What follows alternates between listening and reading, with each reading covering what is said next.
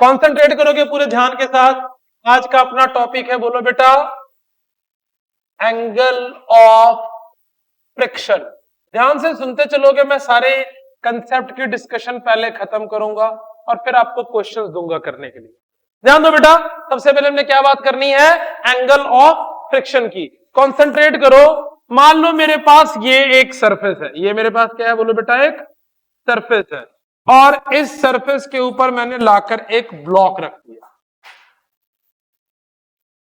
M मास का इस surface पे ब्लॉक रख दिया। सबका ध्यान इधर हो, इस सरफेस पे एम मास का लाके मैंने क्या रख दिया, ब्लॉक, और इसके ऊपर मैंने एक एफ फोर्स अप्लाई किया। This is the applied force, this is the force applied. क्या क्या लगेगा बोलो, नीचे की तरफ क्या लगेगी इसके ऊपर, mg, ऊपर की तरफ क्या लगेगा बोलो बेटा, नॉर्मल। तो इसके पीछे कौन सी फोर्स लगेगी बोलो बेटा, फ्रिक्शन। पीछे कौन सी फोर्स लगेगी बोलो बेटा, फ्रिक्शन। तो अब आप क्या करो, नॉर्मल और फ्रिक्शन का रिजल्टेंट निकाल दो। क्या निकालो बोलो बेटा, नॉर्मल और फ्रिक्शन का रिजल्टेंट। तो ये आ गया आपके पास नॉर्मल और फ्रिक्शन का resultant. This is the resultant of normal and friction. वो जितना एंगल नॉर्मल के साथ बना रहा होगा ना, this angle theta is called angle of friction. This angle theta is called angle of friction. तो एंगल ऑफ फ्रिक्शन की डेफिनेशन क्या होगी, angle between resultant of angle between resultant of normal and friction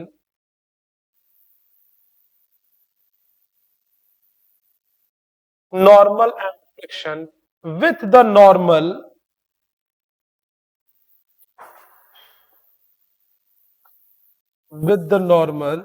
is known as angle of friction। क्या कहेंगे बोलो बेटा उसको हम, that angle is called my angle of friction. क्या इतनी बात क्लियर पूरी तरह से, ठीक है। अब देखो एंगल ऑफ फ्रिक्शन की वैल्यू निकालता हूं। देखो ये अगर फ्रिक्शन है तो vectors can be parallelly shifted, ये भी वैल्यू किसकी हो जाएगी बोलो, फ्रिक्शन की। Say this point is O, this is A, this is N. तो from triangle OAN, from triangle OAN, दिख रहा है सबको ट्रायंगल OAN बेटा। इस ट्रायंगल के लिए अगर आप tan थीटा लिखो तो tan थीटा का फॉर्मूला क्या होता है बोलो, परपेंडिकुलर बाय बेस। क्या है परपेंडिकुलर, देखो यहां पर फ्रिक्शन, और इसका बेस क्या है बोलो बेटा, नॉर्मल। आपको वी नो डैट, हमें क्या पहले से पता है बोलो बेटा, friction is equal to mu into N. बोलो यस और नो। तो म्यू इज इक्वल टू क्या होता है बोलो बेटा, फ्रिक्शन अपॉन एन। तो फ्रिक्शन अपॉन एन की वैल्यू हम क्या लिख सकते हैं, न्यू। तो tan थीटा की वैल्यू क्या हो जाएगी बोलो बेटा, mu. So the tan of angle of friction is equal to coefficient of friction, है ना। क्या लिख सकते हैं बोलो बेटा, tan ऑफ, या इसको टेंजेंट भी बोलते होते हैं, तो tangent of angle of friction is equal to coefficient of friction. फटाफट नोट डाउन करो, आगे चलेंगे फिर। तेजी से करोगे काम बेटा, आप लोग लिखने में बहुत टाइम लगाते हो। Static it is just about to move, क्योंकि दोनों को मैंने बराबर लिया है तो ये स्टैटिक ही होगा। It is just about to move. समझ रही है ये बात, बहुत ही सिंपल सी बात है ना। इस पे न्यूमेरिकल आता है।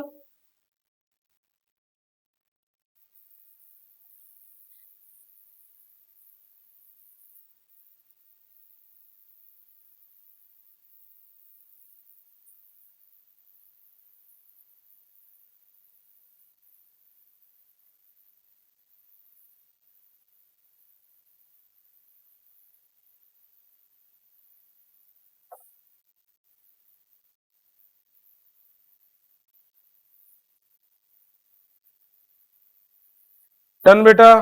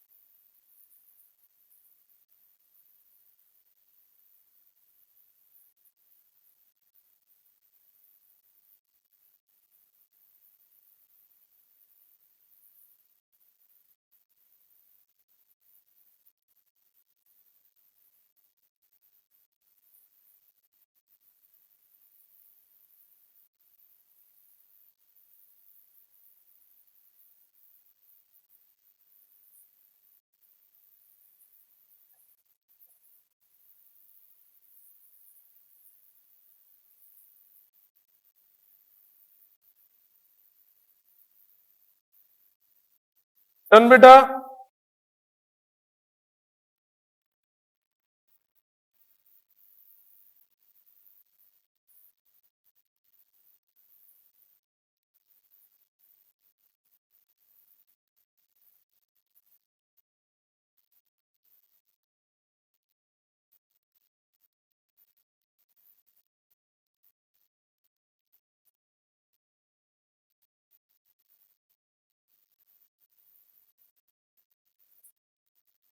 Okay, next concept is our, हो गया।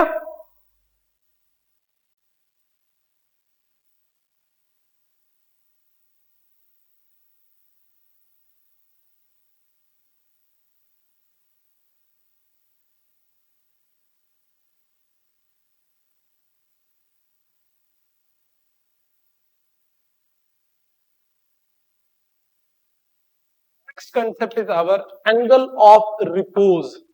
एंगल ऑफ फ्रिक्शन के बाद अपना नेक्स्ट कंसेप्ट आएगा, that is angle of repose. आज समझते हैं एंगल रिपोज क्या होता है।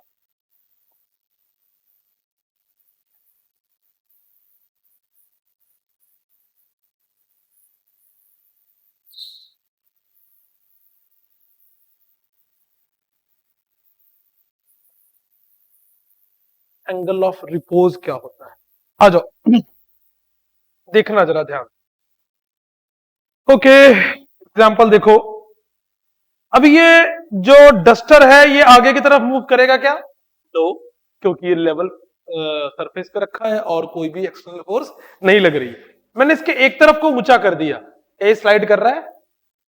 अब अब अब अब अब यस, जिस एंगल पे, दोबारा एनालाइज करते हैं, इस एंगल तक ये स्लाइड नहीं कर रहा है, मैंने थोड़ा और बढ़ाया अभी भी स्लाइड नहीं कर रहा है, मैंने थोड़ा और बढ़ाया अभी भी स्लाइड नहीं कर रहा है, एंड अब start.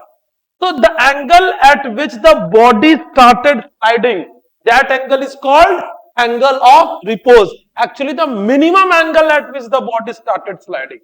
So the minimum angle at which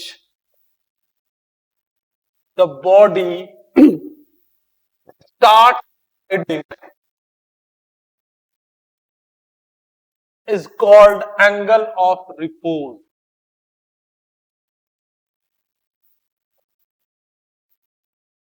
Is called angle of repose. वो मिनिमम एंगल जिस एंगल पे बॉडी क्या करना शुरू कर देता है, बोलो बेटा, स्लाइड करना शुरू कर देता है, उस एंगल को हम क्या कहते हैं, बोलो बेटा, angle of repose.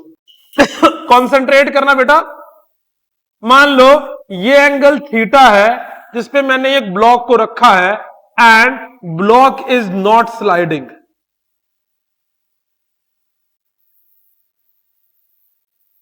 Block is not sliding.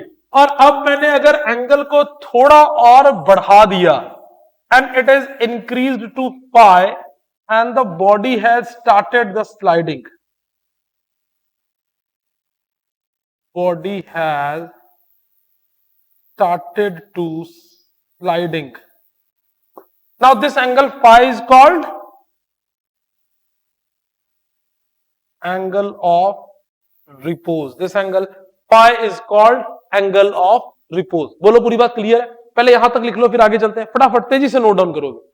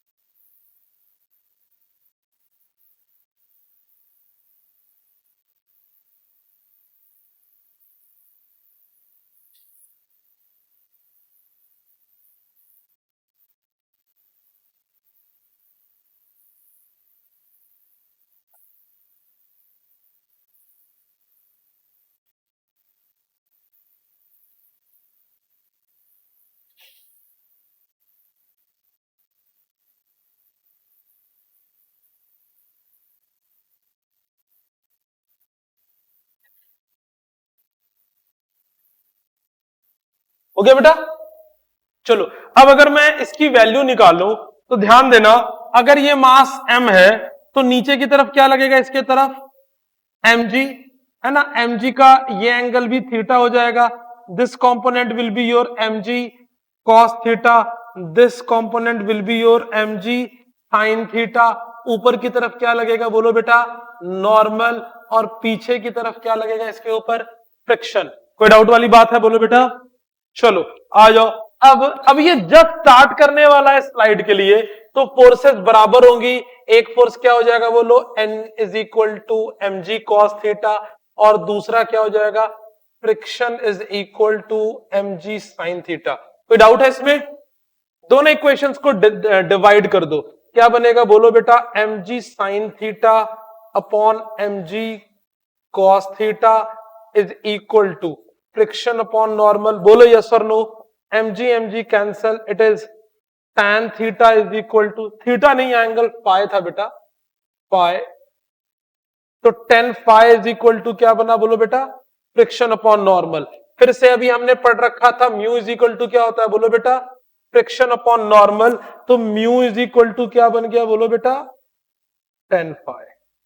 बड़ी आश्चर्यजनक बात है कि म्यू की value angle of tan of angle of friction के इक्वल भी है, और म्यू की value tan of angle of pi के इक्वल भी है। पहले नोट डाउन करो फिर लास्ट लाइन दिखाता हूं, फिर एक बड़े इंटरेस्टिंग कंसेप्ट की तरफ चलेंगे, that is our centripetal force. बहुत मजा आने वाला है उसको सीखने में।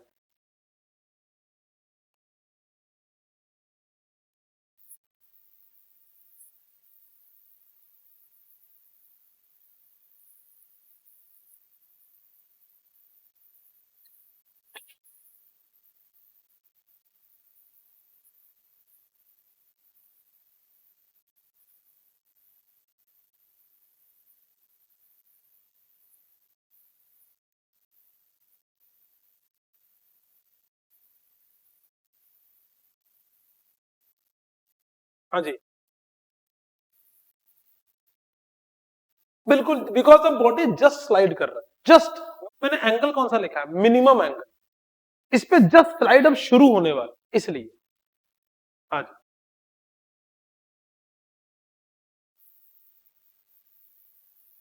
तो फिर से एक बार जरा मेरे साथ रिवाइज कर लो, एंगल ऑफ फ्रिक्शन क्या होता है बोलो बेटा, नॉर्मल और फ्रिक्शन का रिजल्टेंट किसके साथ एंगल बनाए, नॉर्मल के साथ, that angle is called angle of friction.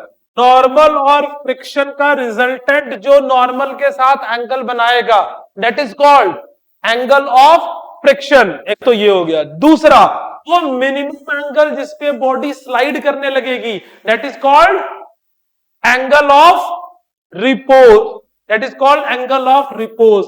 Angle of friction भी किसके बराबर होता है बोलो बेटा, mu is equal to tan theta, और tan phi भी किसके बराबर है, म्यू के बराबर। दोनों इक्वेशन इक्वेट करोगे, है ना, दोनों इक्वेशन करोगे तो क्या हो जाएगा, बोलो बेटा, tan theta is equal to tan phi, और you can say theta is equal to phi। ध्यान देना, यहां ध्यान देना, यहां देखो, इसमें अगर बनाओगे यहीं पे स्लाइड करने वाला, ये भी phi है, ये भी phi है, ये फ्रिक्शन, ये नॉर्मल, और ये इन दोनों का resultant. So if this angle is phi, this angle is also equal to phi, yes or no? So when a body is sliding on an inclined plane, the angle of friction is equal to angle of repose, yes or no? लिखो, when a body is sliding on an inclined plane, when a body is sliding on an inclined plane, when a body is sliding on an inclined plane, when a body is sliding on an inclined plane, the angle of friction is equal to angle of repose. The angle of friction is equal to angle of repose. बोलो, पूरी बात clear है? जब कोई body slide करनी शुरू करेगी तो एंगल ऑफ फ्रिक्शन और एंगल ऑफ रिपोज दोनों आपस में एक दूसरे के साथ क्या होंगे, बोलो बेटा, इक्वल होगा। चलो आगे चलें। अब मैं बहुत ही एक इंटरेस्टिंग टॉपिक शुरू करने वाला हूं, that force is my centripetal force. ये और इसके साथ मिक्स करके आपको लॉज ऑफ मोशन में बहुत तरह का क्वेश्चन देखने के लिए मिलेगा, तो कंसंट्रेट करो।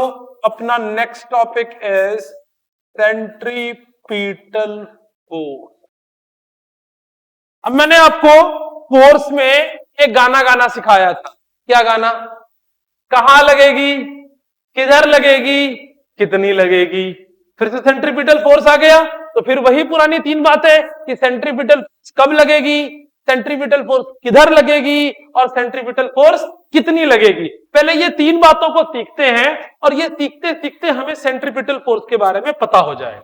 सबसे पहली चीज, अगर कोई भी पार्टिकल किसी भी सर्कुलर ट्रैक पे मूव कर रहा हो, अब कोई जरूरी नहीं है कि वो पूरा सर्कुलर ट्रैक, मान लो तुम यहां से निकल रहे हो और किसी गली पे टर्न ले रहे हो, तो जब तुम वहां पे टर्न ले रहे हो तब भी वहां पे सेंट्रीपिटल फोर्स लग रहा है, यस और नो। तो व्हेनेवर यू आर मूविंग और आप किसी भी सर्कुलर पाथ पे मूव कर रहे हो, या आप उस सर्कुलर पाथ का पार्ट हो, तो आप एक फोर्स लगेगी, and that force is called centripetal force. तो कब लगेगी centripetal force? whenever a body is moving on a circular path। जब कभी भी कोई भी बॉडी किसी भी सर्कुलर ट्रैक या सर्कुलर पाथ पे करेगी, तो वहां पे सेंट्रीपिटल फोर्स जरूर लगेगी। बिना सेंट्रीपिटल फोर्स के तुम कभी भी किसी भी सर्कुलर ट्रैक पे मूव नहीं कर सकते। चलो कुछ एग्जांपल की हेल्प के साथ समझ। जो अर्थ है वो सन के अराउंड क्या कर रहा है, घूम रहा है। कैसा पाथ है, सर्कुलर पाथ, इलिप्टिकल सर्कुलर तरह का ही पाथ है। कौन वहां पे सेंट्रीपिटल फोर्स की तरह बिहेव कर रहा है? अर्थ और सन के बीच का ग्रेविटेशनल फोर्स। कौन वहां सर्कुलर सेंट्रीपिटल फोर्स की तरह बिहेव कर रहा है? अर्थ और सन के बीच का ग्रेविटेशनल फोर्स। ये जो अर्थ और सन के बीच का ग्रेविटेशनल फोर्स लग रहा है, that is pulling the earth towards the sun, and due to which it is moving on the circular path. दूसरा एग्जांपल लेके देखो, एक रस्सी लो, क्या ले लो, रस्सी, और रस्सी से एक स्टोन बांध, स्टोन को घुमाना शुरू, घूमेगा स्टोन, स्ट्रिंग के अंदर में एक फोर्स लग रही होगी, that force is my tension force. Now that tension force will provide the required centripetal. वो टेंशन फोर्स क्या प्रोवाइड कर रहा होगा वहां पे? Required centripetal force. वो टेंशन फोर्स कौन सी फोर्स प्रोवाइड कर रहा होगा, बोलो बेटा? Required centripetal force. तो सोच के देखो, किसी मोमेंट में तुम उसको छोड़ दो, देखो वो सीधा चला जाएगा, यस और नो। या किसी मोमेंट में अगर रस्सी टूट जाएगी तो वो कैसा मूव कर जाएगा? सीधा मूव कर जाएगा। तो if a particle is moving on the circular track there must be some centripetal force. तुम लोगों ने जब नया नया साइकिल या एक्टिवा सीखा था तो तुमको सबसे ज्यादा परेशानी हर्षिता किस चीज में हुई थी? सीधा चलने में कि किसी कर्व्ड पाथ पे घूमने में? कर्व्ड पाथ पे घूमने में। सीधा तो ठीक था, बैठे निकल लिए, जैसे ही मुड़ने की बारी आई परेशानी शुरू हो गई। यस और नो? अच्छा, तुम में से ऐसे कितने लोग हो जो किसी बरसात के दिनों में या तुम्हारे टायर के नीचे में रेत आ गई हो तो घूमने के समय स्लिप होके गिर पड़े हो? गिरे हो ना? किधर गिरे थे, अंदर की बाहर? बाहर, हमेशा बाहर गिरो। क्या होता है वहां सोच के देखो। जिस समय तुम किसी कर्व्ड पाथ पे घूम रहे हो, ये स्ट्रेट लाइन मोशन है या कर्व्ड मोशन है? सर्कुलर मोशन है, कर्व्ड मोशन है, सर्कुलर मोशन है।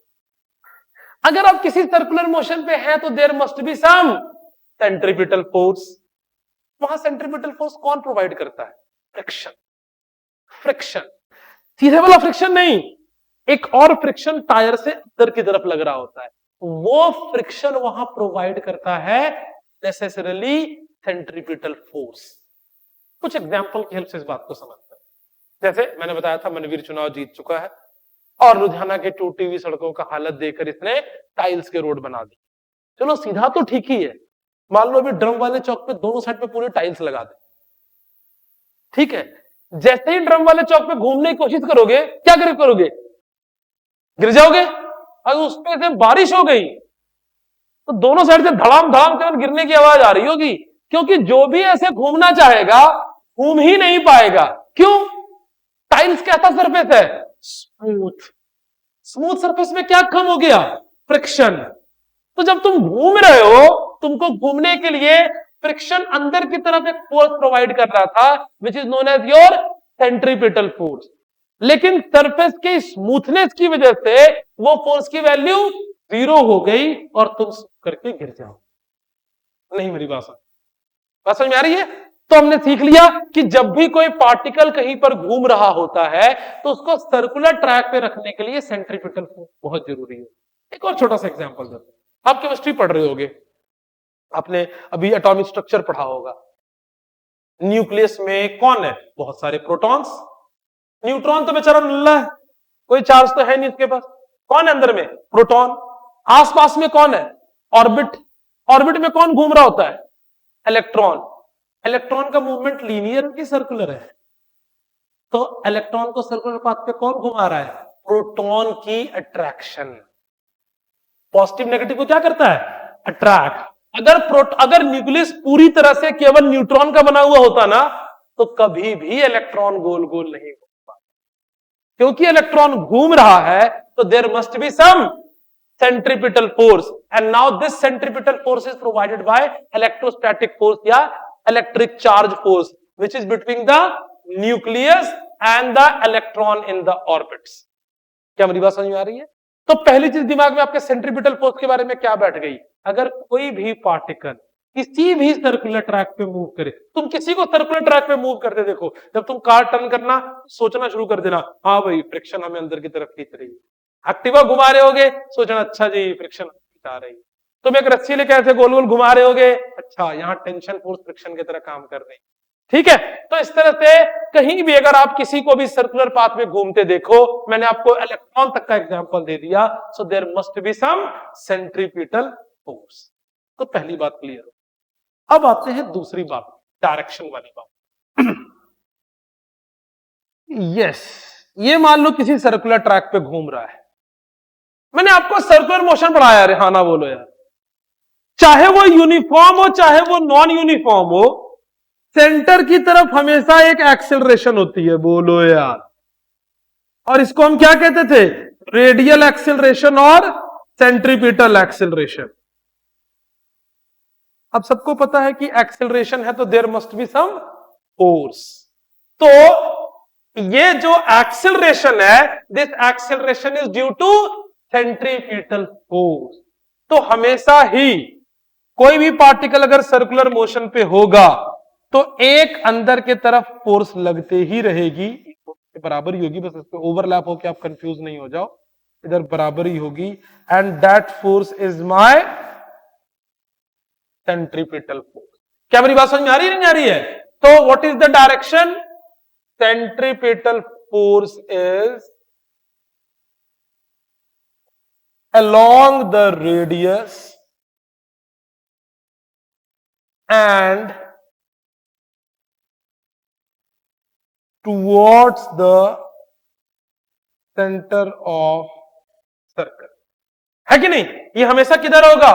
रेडियस के along and towards the center. इसलिए इसको रेडियल फोर्स भी कभी कभी लोग कह देता है, रेडियल एक्सेलरेशन, इसलिए इसको क्या कह देता है? Radial force.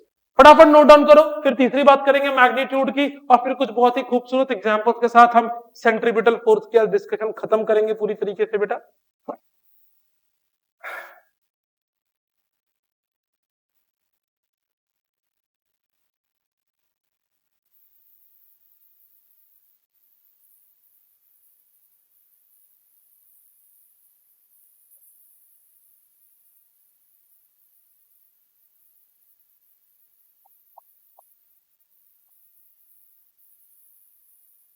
ग्रुप में इन्फॉर्म कर दूंगा।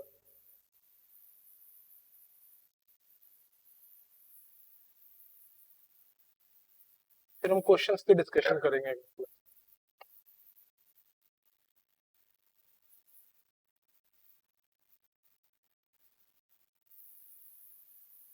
हाँ ठीक है, देख लो।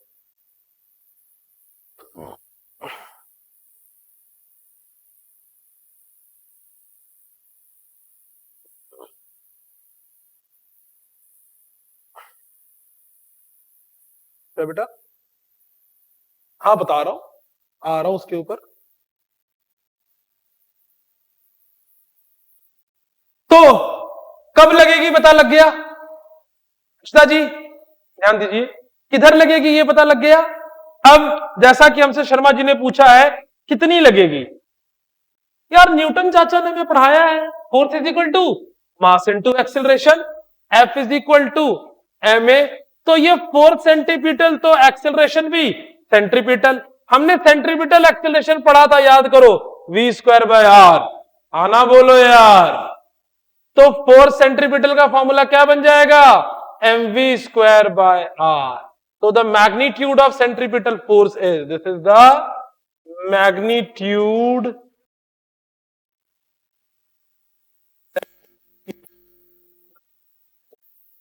एक मिनट और रुक जाना बेटा, कुछ चीजों को और देख लेना। हमने ये भी कुछ सीखा था, याद करो, v is equal to R omega.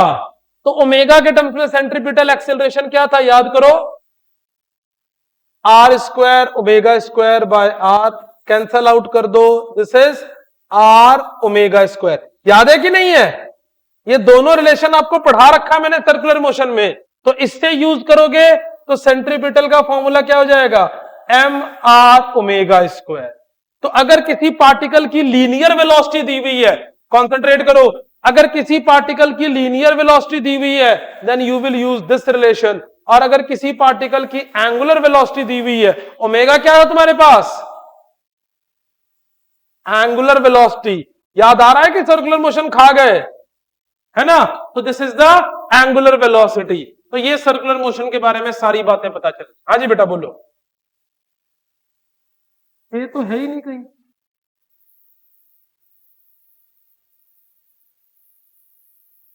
Are है बेटा, आर, तो कैंसल आउट किया ना।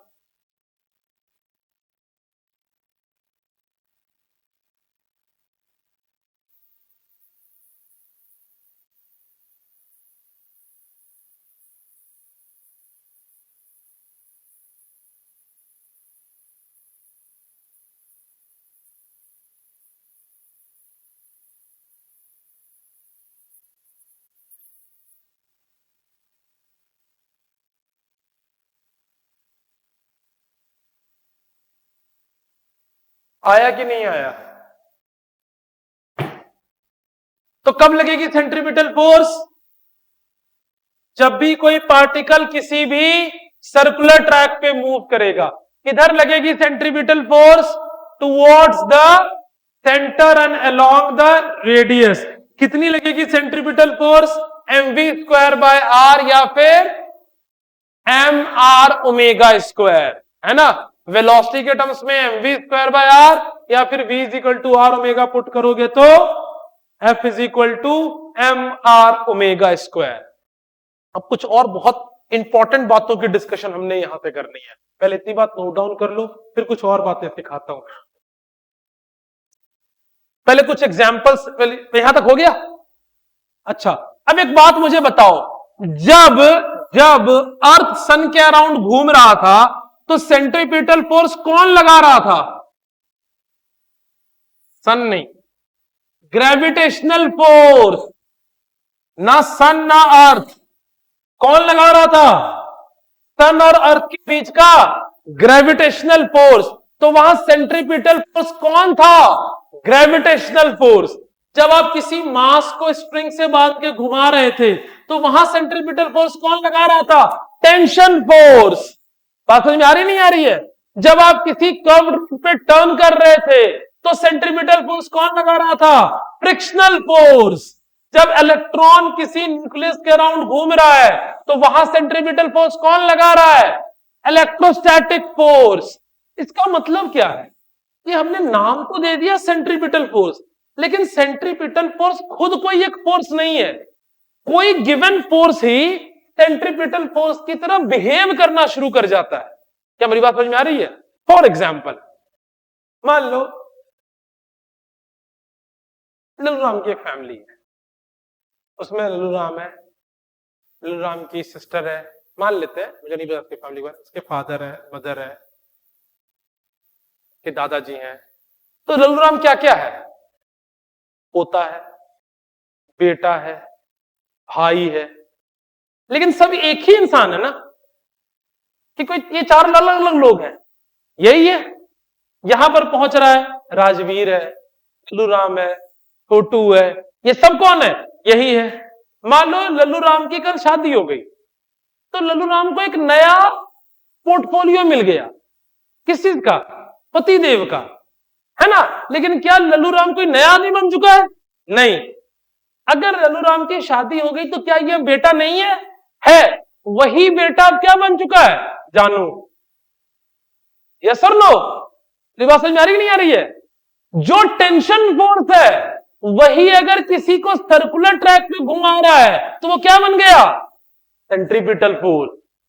यही फ्रिक्शन फोर्स किसी को कर्व ट्रैक पे घुमा रहा है तो क्या बन गया? Centripetal force. यही ग्रेविटेशनल फोर्स किसी को कर्व्ड पाथ पे घुमा रहा है तो क्या बन गया? Centripetal force. तो लिखो पहला point, centripetal force is not a new kind of force. Centripetal force is not a new kind of force. तुम्हें यह नहीं सोचना है कि एक और नया फोर्स आ गया, ये कोई नया फोर्स नहीं है, ये अपना वही पुराना नाम है जिसको एक और नया रोल मिल चुका है। बात समझ में आ रही है? So centripetal force is not a new kind of force. Any given force will, हाँ इसी के अंदर कंटिन्यू करना है, any given force will start behaving like a centripetal force. Any given force will start behaving like a centripetal force. Any given force will start behaving like a centripetal force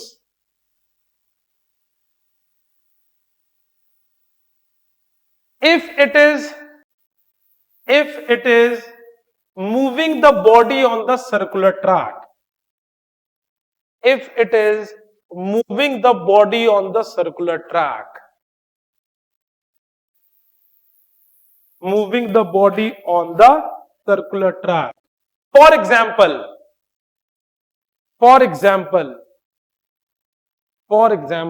first point, देखो, when earth is revolving around the sun, when earth is revolving around the sun, gravitational force, when earth is revolving around the sun, gravitational force is behaving like a centripetal force. Gravitational force is behaving like a centripetal force. है ना, gravitational force is behaving like a centripetal force. Second point, if you are whirling, whirling समझते हो, whorl करना, WHIL, will का मतलब क्या होता है, घुमाना।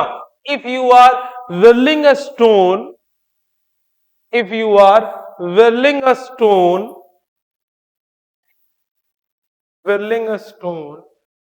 with a string tied to it, string tied, TIED, tied, बांधा हुआ है, the tension force is behaving like centripetal force। में कौन है सेंट्रीपिटल फोर्स, बोलो बेटा, tension force. Tension force is behaving like centripetal force. Yes और no? Tension force is behaving like a centripetal force. Next point,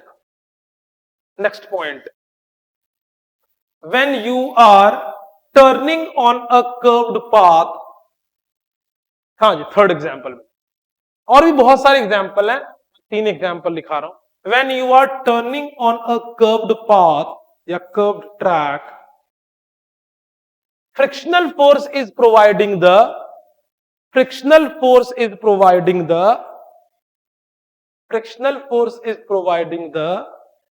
required centripetal force।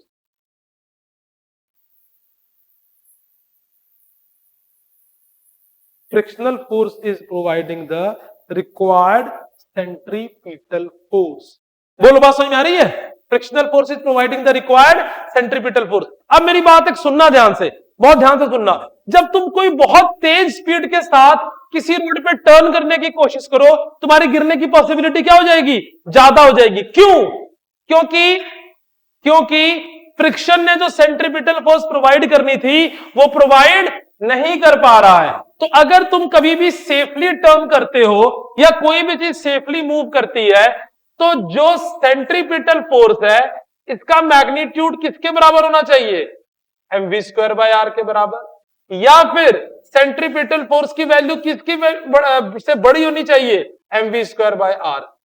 जो भी centripetal force की तरह बिहेव कर रहा है, या तो वो mv²/r के क्या हो, बराबर हो, या फिर वो क्या हो, mv²/r से बड़ा हो, तभी वो चीज सेफली टर्न कर सकती है। तो हम दोनों को मिला के क्या लिख सकते हैं कि for safely turning a body, centripetal force should be greater than और इक्वल टू mv²/r। अगर for moving a particle on a circular track, for moving a particle on a circular track, किसी पार्टिकल को circular track पे move करने के लिए centripetal force की value mv²/r से बड़ी या बराबर होनी चाहिए। If centripetal force is less than mv²/r, तो क्या होगा, the force won't be able to provide the required centripetal force, hence the body won't be able to move on the circular track, है ना। तो अगर इससे छोटी होगी तो body will not move on the circular track। For example देखो जरा ध्यान से, ये देखो, अगर मैं इसको तेजी से मूव कर रहा हूं, देखो ये है ना, इसके ऊपर बिल्कुल सीधा भी रह जाएगा बहुत तेजी से मूव करूंगा तो, यस और नो? क्यों? मेरे हाथ और इसके बीच का जो फ्रिक्शन है वो इसको क्या प्रोवाइड कर रहा है, रिक्वायर्ड सेंट्रीपिटल फोर्स, जिसकी वजह से ये अपनी पोजीशन को मेंटेन कर पा रहा है, यस और नो? लेकिन अगर मैं स्लोली घुमाऊंगा तो ये गिर जाएगा ना। इसका मतलब इतनी वेलोसिटी होनी चाहिए कि वो सेंट्रीपिटल फोर्स के बराबर कर सके। इसका रिवर्स भी समझो जरा।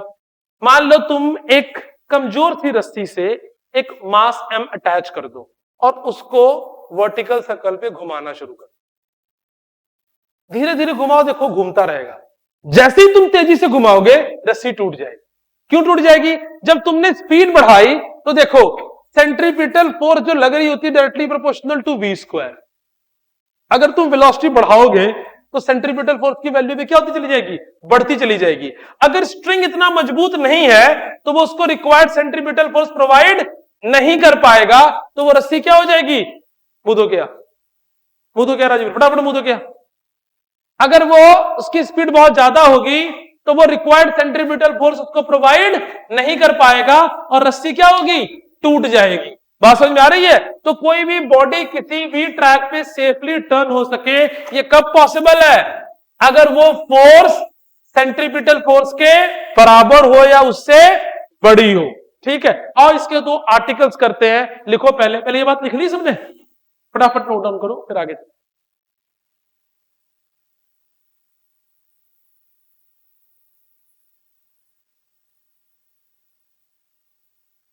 अभी करवा रहा हूं एग्जाम, बीसी का एग्जाम्पल करा।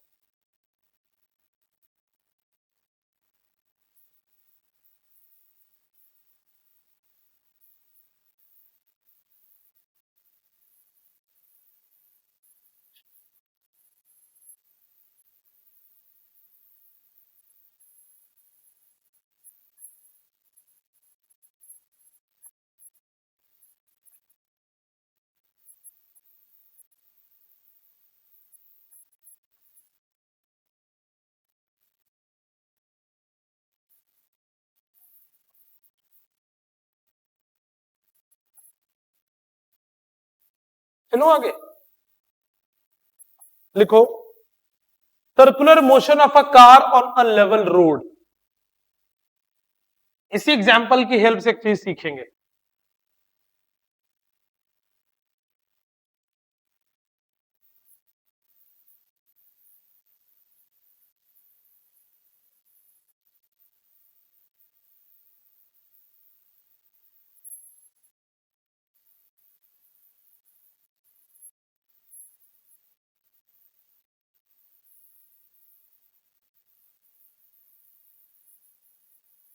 Circular motion of a car on a level road, circular motion of a car on level road. देखना बेटा, ये मेरे पास एक कोई भी कर्व्ड सर्कुलर ट्रैक है,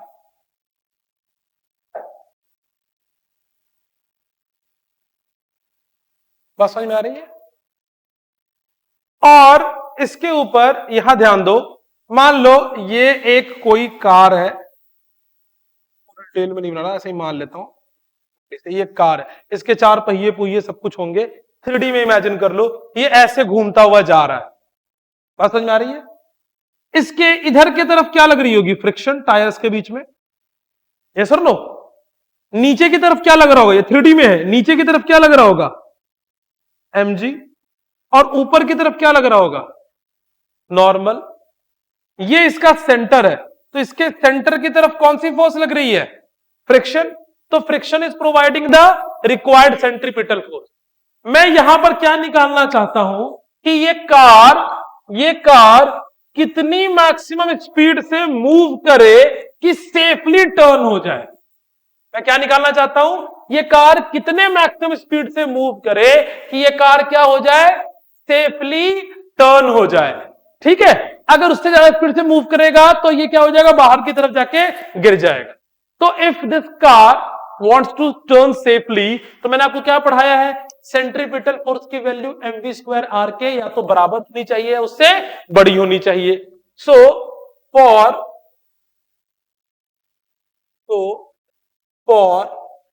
safely turning of car,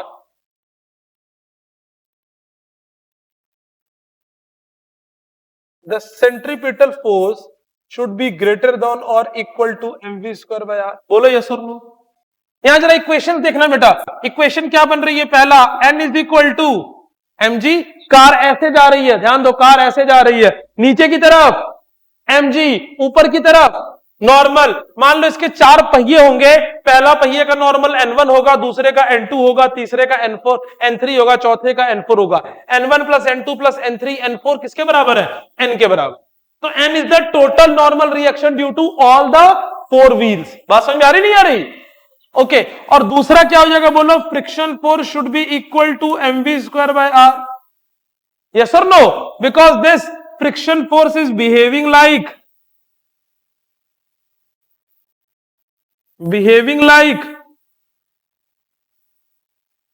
centripetal force. हाँ ना बोलो यार। तो फॉर सेफली टर्निंग फ्रिक्शन की वैल्यू सेंट्रीपिटल फोर्स इसके बराबर है। तो यहां क्या लिखूंगा, फ्रिक्शन की वैल्यू निकाल लो। एक तो ये इक्वेशन बन गई, एक ये बन गई दूसरी इक्वेशन। अब फ्रिक्शन इज इक्वल टू क्या होता है बोलो बेटा, म्यू इंटू एन। तो friction is equal to mu into N की वैल्यू किसके बराबर है, mg। तो फ्रिक्शन किसके बराबर हो गया, म्यू mg के बराबर हो गया। तो यहां सेंट्रीपिटल फोर्स कौन प्रोवाइड कर रहा है, फ्रिक्शनल फोर्स। तो क्या लिखूंगा, frictional force should be greater than और equal to mv square by R. Frictional force की वैल्यू क्या है बोलो, mu mg should be greater than और equal to mv square by R. क्या क्या कैंसल आउट होगा बोलो बेटा, m और m cancel out, v square should be less than और equal to mu R G. तो v should be less than और equal to under root of mu R G. मतलब अगर इसके व्हीकल की वेलोसिटी म्यू आर जी से under root of mu R G से छोटी है या बराबर है, तो ये व्हीकल सेफली टर्न हो जाएगा। और अगर उससे ज्यादा होगी तो वो सेफली टर्न नहीं हो पाएगा। नोट डाउन करो, फिर कुछ और बातें करते हैं। अब पिछले पॉइंट का एग्जांपल समझ में आ गया। उससे हमने ये सीख लिया कि किसी कर्व्ड रोड पे कोई व्हीकल सेफली टर्न कैसे हो सकता है।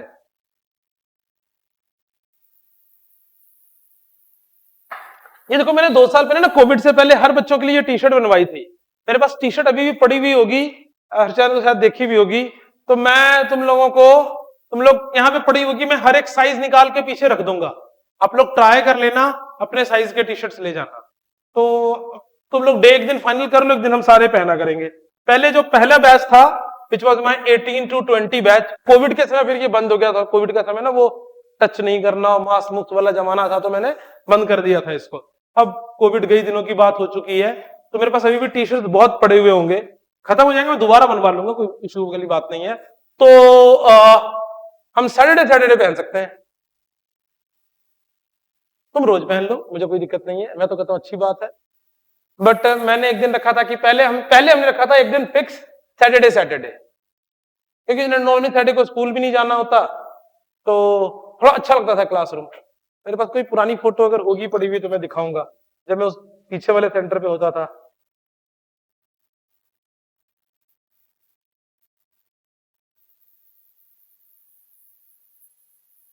क्या बेटा? हाँ, मैंने फेसबुक पे डाली थी शायद। सारे हम बच्चे बैठे हुए थे। हाँ, अच्छा लगता था। क्लास में उस दिन बड़ी ऑर्गेनाइज थी, बड़ी अच्छी सी लगती थी, थोड़ी फीलिंग आ जाती है, डिसिप्लिन भी लगता है, अच्छा भी लगता है।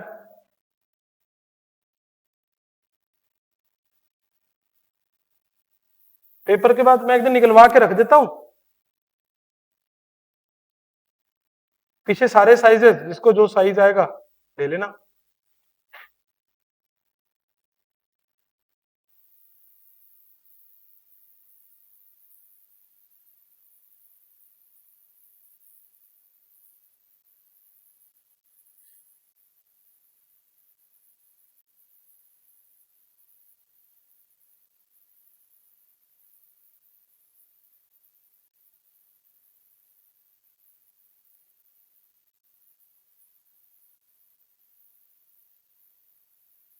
ये देखो,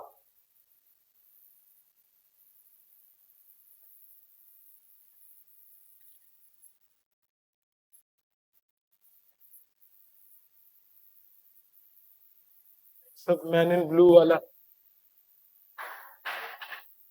क्या बेटा? हाँ, यहीं का बैच है ये।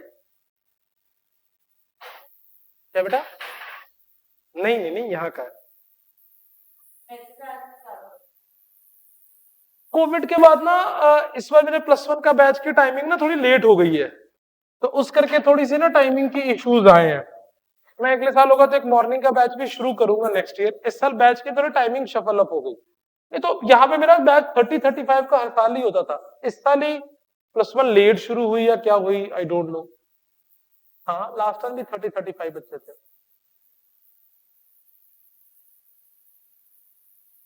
एक्चुअली कोविड के बाद बच्चे नालायक हैं, रट्टा मारने वाला। हाँ कोई डाउट है बेटा? कल फिर 12:30 आ जाओ सारे डाउट्स लेकर, ठीक है? जो भी हुआ हो मैं नहीं कह सकता, पर इस बार मेरे पास यहाँ पे डिग्री में कंपैरेटिवली कम बच्चे रहे हैं और पहली बार ऐसा हुआ है, तो चलो ठीक है। अ, गंध से अच्छा कम हो पढ़ने वाले। नहीं बस तो ठीक है।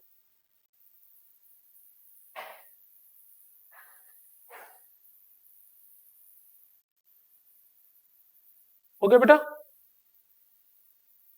चलो तो इसके नीचे लिखो the maximum velocity with which the maximum velocity with which the maximum velocity with which a car can turn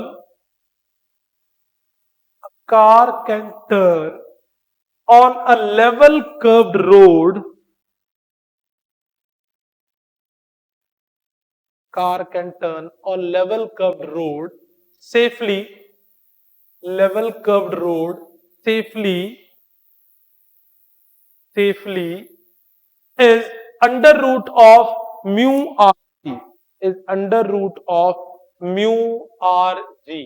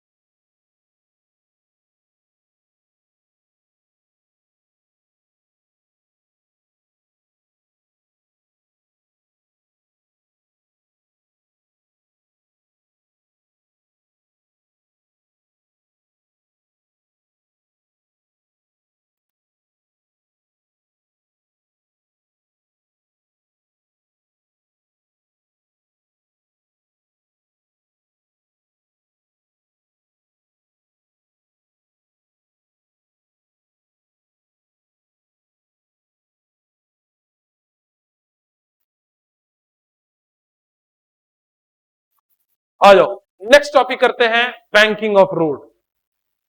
break हो गया थोड़ा सा इसी बात। नेक्स्ट टॉपिक लिखो, बैंकिंग ऑफ रोड।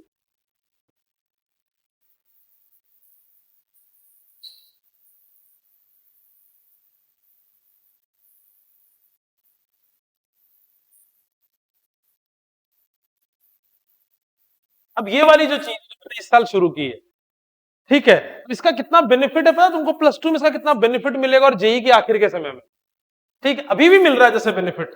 मान लो जैसे ये बीमार थी या ये थी, तुम आके लेक्चर देखे जाते हो। एक एक मैंने लेक्चर जो तुमको डाला है, एक वो लेक्चर है हर टीचर के पास जो उन्होंने कोविड के समय रिकॉर्ड किया था। यार हर साल कंटेंट बदलता है, हर साल क्वेश्चन अलग होता है। अब मैं जो रिकॉर्ड कर रहा हूं वो क्या है? एग्जैक्टली वही जो पढ़ाया जा रहा है। अब मान लो फाइनल पेपर आया तुम्हारा और सारा सिलेबस आना है, और मान लो तुम में से किसी को लॉस ऑफ मोशन का कोई प्रूफ भूल गया है, आराम से जब फ्री हो आओ, लेक्चर निकाल लो, रिवाइज करो। देखो प्लस टू का सिलेबस अबाउट टू कंप्लीट है, 20 नवंबर को उनका सिलेबस खत्म हो जाएगा। अब उसके बाद रिवीजन पता कैसे कराऊंगा मैं?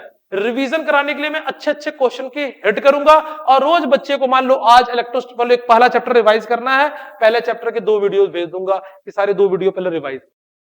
जब तुम वीडियो देख लोगे तो पूरी चीज वैसे ही 0 से रिवाइज हो जाएगी, और क्लास में आके मैं उसके नेक्स्ट लेवल के क्वेश्चन की प्रैक्टिस कराऊंगा। तो सोचो लेवल कैसे अपलिफ्ट हो। तो समझ में आ रही है? तो इस वजह से मैंने इस पूरे सिस्टम को इंस्टॉल किया। आयो चले हम बैंकिंग ऑफ रोड की तरफ। पहाड़ों पे घूमने सारे गए हैं।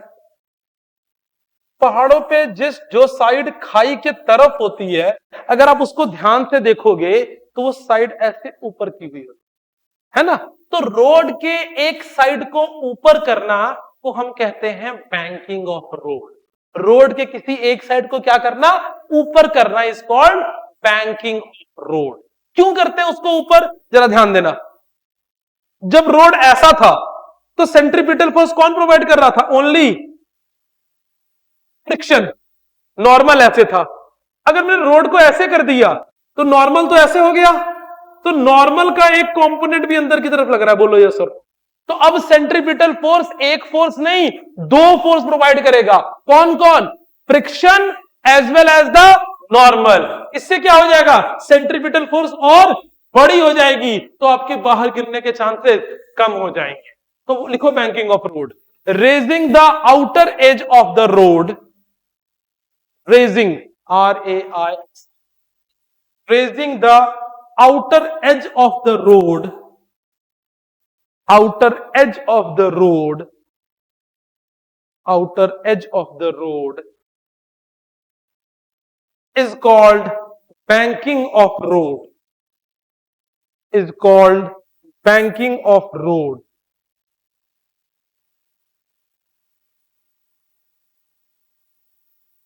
कभी इनर सरफेस को अप नहीं किया जाता, किसको अप किया जाता है? बोलो बेटा, आउटर सरफेस को। आ जाओ बहुत ध्यान से देखो, बैंकिंग ऑफ रोड जिनको भी ये सिलेबस में है, ये प्रूफ स्कूल एग्जाम में जरूर आएगा, 100% आएगा। इसी प्रूफ की वजह से मैंने आपको बोला था कि आज की क्लास जरूर लगाना। बाकी सारे टॉपिक भी इंपॉर्टेंट है, बट ये प्रूफ भी बहुत बहुत इंपॉर्टेंट है। तुम लोग वो सेंट्रीपिटल एक्सेलरेशन वाला प्रूफ कर लेना, है ना, जो नोट्स में करवा। आओ यहां ध्यान दो, ये रोड ऐसे क्या था? लेवल। इस वाले को मैंने क्या कर दिया? ऊंचा। तो ये ऊंचा ऐसे तो नहीं बना सकते, ऐसे मैंने ऊंचा कर दिया, थोड़ा सा ऊंचा।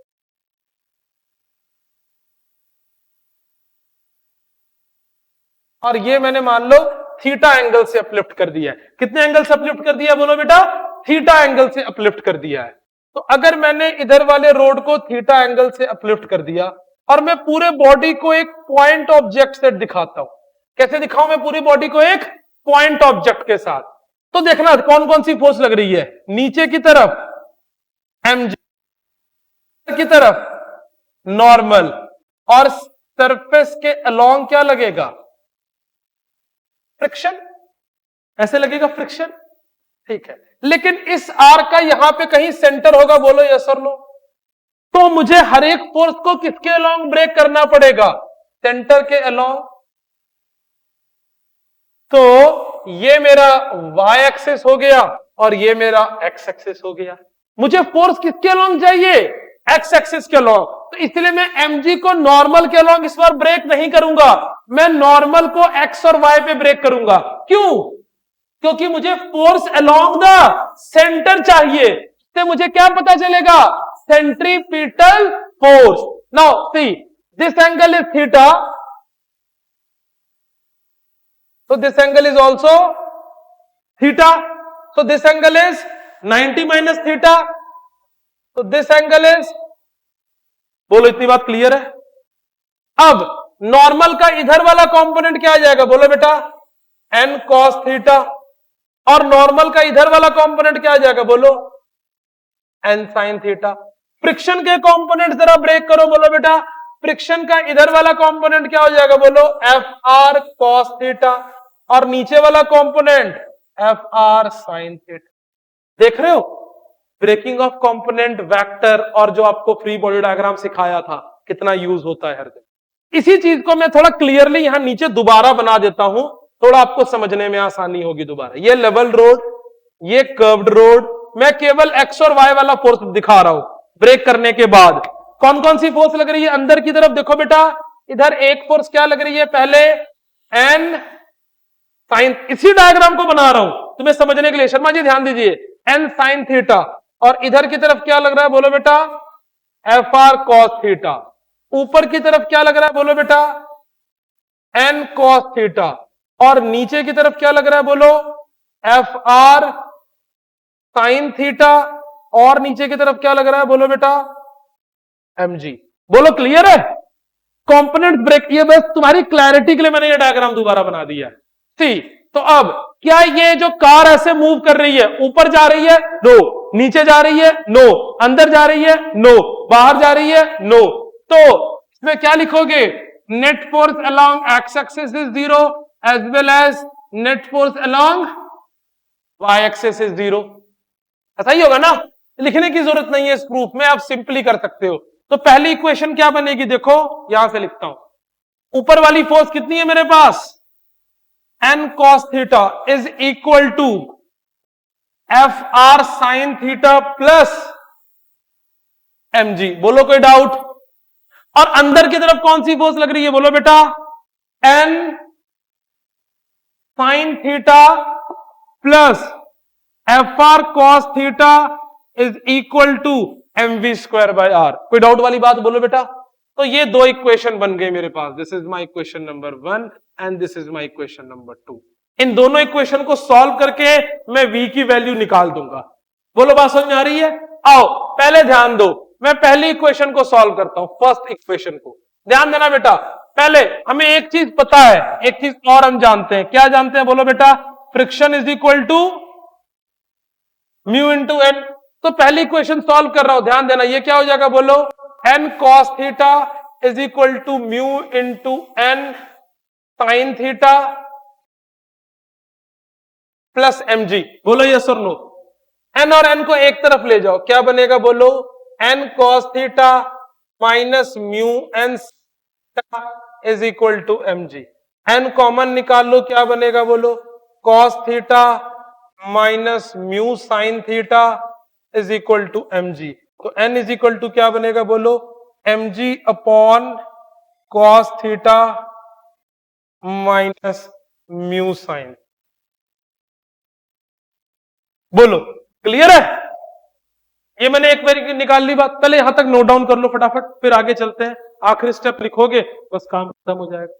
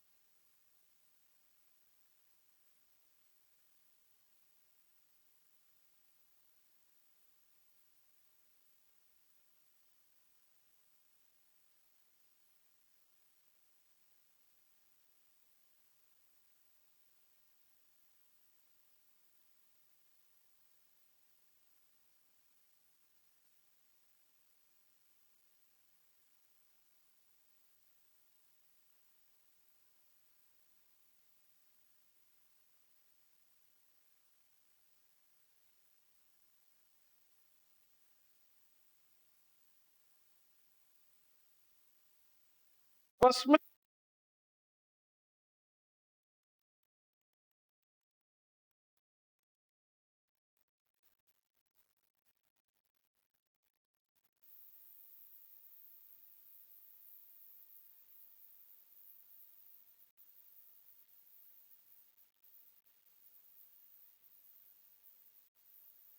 ठीक है बेटा। तो ये वैल्यू क्या आ रही है देखो, एन कॉमन निकाल लिया, sine theta plus mu cos theta is equal to M V square by R. बोलो यस और no.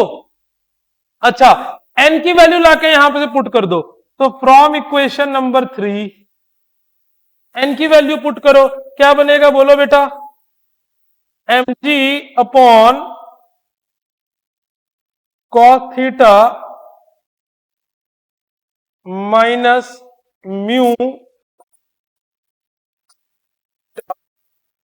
Into sine theta plus cos theta is equal to M V square by R. देखो, जब केवल समझते चलो, note down बाद में करना। एम और एम कैंसल आउट कर दूं, उधर वाला रब कर दूं ये, और अब इधर मैं कंटिन्यू कर रहा हूं इसी को, तो एम और एम कैंसल आउट हो गया, क्या बचा देखो बेटा, V square by R is equal to G, और अंदर ले जाके दोनों को मल्टीप्लाई कर दो, क्या बनेगा देखो, sign theta plus mu cos theta upon cos theta minus mu sine theta. कोई डाउट वाली बात? अपने को क्या चाहिए, v की वैल्यू चाहिए, तो v square is equal to क्या बन जाएगा बोलो, आर जी। एक स्टेप भी मैंने mu cos theta upon cos theta minus mu sine theta. बात समझ में आ रही है? तो अब ध्यान दो, अब v की वैल्यू जाएगी बोलो, under root of R G sine theta plus mu cos theta upon cos theta minus mu sine theta. कोई डाउट वाली बात? आप इस रिलेशन को यहां भी छोड़ सकते हो, लेकिन बुक में इसको एंड में एक और कॉस्मेटिक इसके अंदर चेंजेस किए गए हैं, या इस रिलेशन को थोड़ा इजी किया गया है। कॉस्मेटिक चेंज का मतलब क्या होता है, हमको पाउडर पाउडर लगा के गोरा कर दो तो क्या कहेंगे, कॉस्मेटिक चेंज कर देना, आदमी तो वही रहेगा, तो ये इक्वेशन वैसा ही रहेगा, इसमें थोड़ी बहुत चेंजेस करके इसको सुंदर बना देंगे। तो इस इक्वेशन को सुंदर बनाते हैं, क्या बनेगा बोलो, under root of R G, ऊपर से cos थीटा और नीचे से cos थीटा कॉमन निकाल लो, क्या करो बोलो बेटा, ऊपर से भी cos थीटा और नीचे से भी cos थीटा क्या करो, कॉमन निकाल लो। तो देखो, ऊपर से अगर मैं cos थीटा कॉमन निकालूंगा तो साइन के पास तो cos है नहीं, तो cos से मल्टीप्लाई करूंगा और cos से डिवाइड करूंगा, तो cos थीटा कॉमन निकल गया, साइन बाय cos क्या बन जाएगा बोलो, tan थीटा, और cos थीटा बाहर निकल गया तो म्यू बचेगा। बोलो बात समझ में आ रही है? अपॉन यहां से फिर cos थीटा बाहर निकल गया तो 1 माइनस, और फिर ये क्या बच जाएगा, म्यू tan थीटा। बोलो पूरी बात क्लियर है? नीचे से भी cos आएगा, अरे हाँ ना बोलो यार, देखो तो ये स्टेप पहले क्लियर है, फिर देख लो, cos multiply cos divide cos बाहर cos बाहर cos multiply cos divide, sine by cos 10 sine by cos 10 cos बाहर निकल चुका है। चेक कर लो, नहीं हो रहा है तो करके देख लेना।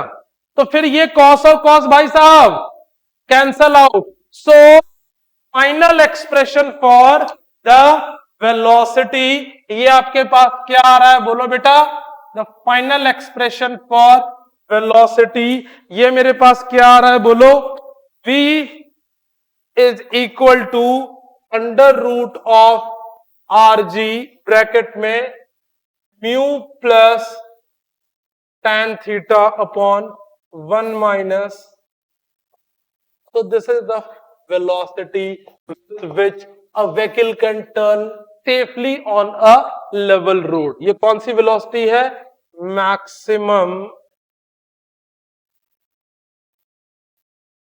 velocity with which a vehicle can